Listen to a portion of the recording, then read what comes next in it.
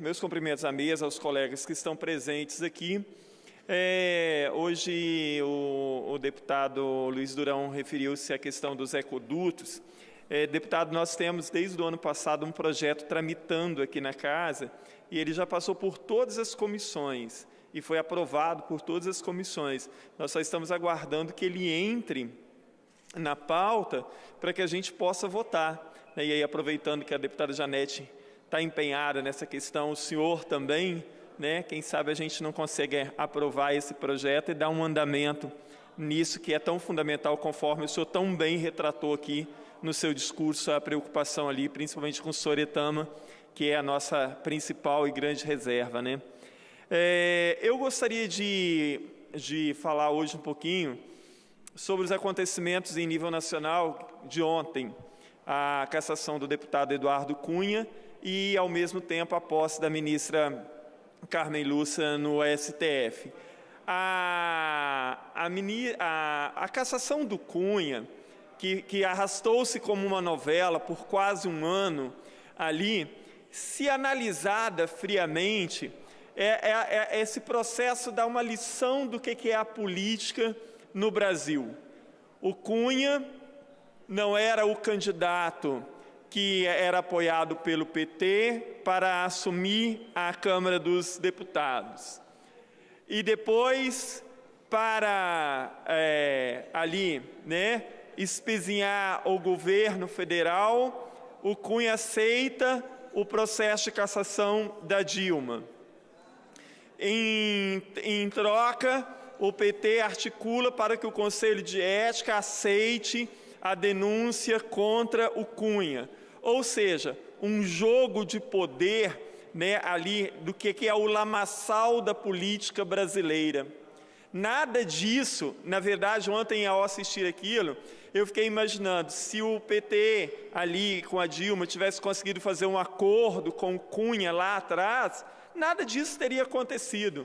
Dilma estaria sendo presidente, Cunha continuaria na presidência da Câmara. Então, assim, aquilo foi um jogo de vingança em que perdeu ali tanto o Cunha quanto a Dilma. Ali, em nenhum momento, isso aconteceu porque era de interesse da sociedade e tal, mas porque havia um jogo de poder e uma queda de braço de poder ali. Ótimo a gente ter se livrado do Eduardo Cunha, mas é muito pouco. A sujeirada existente ainda na política brasileira e, sobretudo, no Congresso Nacional, não deve satisfazer aos brasileiros. Primeiro, que é necessário também uma outra analogia.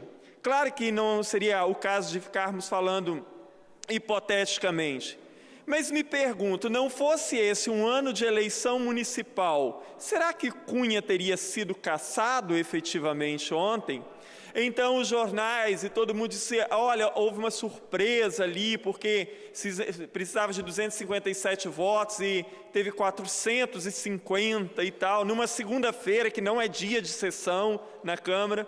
Então é óbvio que isso guarda uma relação muito grande, tanto com o fato de que é ano eleitoral, e todo mundo quer mostrar ali para o seu curral eleitoral, para os seus municípios, de que está afinado com a ética e com a moral, e uma outra questão, a meu ver, que é a ideia de passar à sociedade de que o grande problema do Congresso é Eduardo Cunha, que agora que o Congresso se livrou dele, podemos respirar aliviado, que agora só sobraram os honestos ali. O que não é verdadeiro. Só indicados na Operação Lava Jato, entre indiciados e já processados, tanto da Câmara quanto do Senado, passam de 100. E um Congresso Nacional que tem como presidente um bandido da envergadura de Renan Calheiros, não pode respirar aliviado de forma nenhuma. Então, há muito que se fazer e que a população não se ludibrie com essa sensação de que o problema foi resolvido. Primeiro que o problema era Dilma, agora o outro problema era Cunha e agora nós podemos caminhar rumo a um mundo novo. Porque grande parte da sujeira e grande parte da quadrilha está onde sempre esteve. E outra coisa que a população não está entendendo, existe hoje uma movimentação, e não é o risco de abafar a Operação Lava Jato. A demissão do ministro da AGU mostra isso na semana passada, mas há uma articulação para reduzir os poderes do Ministério Público e da Justiça Federal. Um projeto encabeçado, inclusive, pelo Renan Calheiros, contra abuso de autoridade. Ora, se é que está ocorrendo abuso de autoridade de juízes e promotores, e pode estar até ocorrendo, mas isso perto do que é o abuso da roubalheira descarada que existe no país, envolvendo os bilhões, cujas quadrilhas o próprio Renan Calheiros faz parte, isso é muito mais grave para a sociedade do que excessos que possivelmente possam estar ocorrendo por parte de juízes, procuradores, ou seja lá de quem for. Então não se engane a sociedade, porque há sim aí toda uma articulação para voltar tudo ao que era antes. Inclusive, o entendimento do próprio Supremo de que quem foi condenado em segunda instância deve manter-se preso, aguardando o recurso da terceira, está novamente sendo analisado pelo Supremo. Então, aí agora entra uma coisa que ontem, a gente precisaria analisar todas essas coisas com mais detalhes, mas uma coisa boa que aconteceu ontem foi a posse da ministra Carmen Lúcia como presidente do STF. Eu acompanho parte das ações de alguns ministros pelo histórico que eles têm, porque vale a pena. Como o Aires Brito, por exemplo, o ex-ministro, uma pessoa que vale a pena. O Celso de Mello é uma pessoa que vale a pena você acompanhar e saber um pouquinho da biografia. E a Carmen Lúcia, para mim, é uma das melhores ministras que já passou por aquela corte. A sua história é muito interessante. E a coerência com que ela sempre exerceu o seu cargo é algo muito digno. Coisas pequenas, como, por exemplo, o fato de que ela própria dirige o seu carro. O discurso dela é extremamente equilibrado. Então, assim, eu acho que é uma coisa que estava faltando ao STF. Não, assim, aquele desequilíbrio, aquela coisa meio odiosa do Joaquim Barbosa, que era um grande ministro, que tinha grandes qualidades e que tem todo o meu respeito. E o Lewandowski, que eu acho que deixou muito a desejar como presidente daquela corte.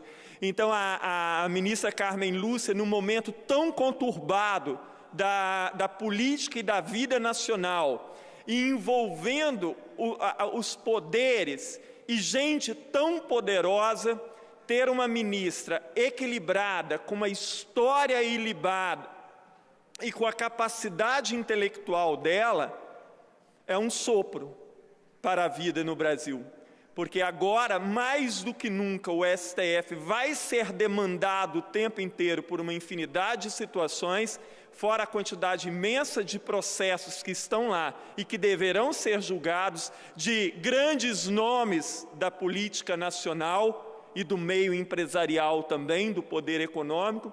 Então, ter uma ministra do porte da ministra Carmen Lúcia como presidente, é claro que ela é a presidente, ela não ela não responde pelos atos dos seus pares, mas o equilíbrio, a inteligência, a sensibilidade da ministra Carmen Lúcia, neste momento se faz muito necessário e é muito bem-vindo. Ontem me emocionei quando eu vi o discurso dela, que antes de cumprimentar qualquer autoridade, ela disse: em primeiro lugar, eu cumprimento a sua excelência, o povo, a sociedade, que é esse que é o verdadeiro patrão do executivo, do legislativo e do judiciário. Então, assim, o próprio discurso dela, fora as citações que ela fez, de grandes intelectuais, isso é um sopro, e ontem, apesar do momento triste que nós vivemos no país, com tanta bandalheira, é muito bem-vindo a ministra Carmen Lúcia como presidente do Supremo. Muito obrigado, senhora presidente.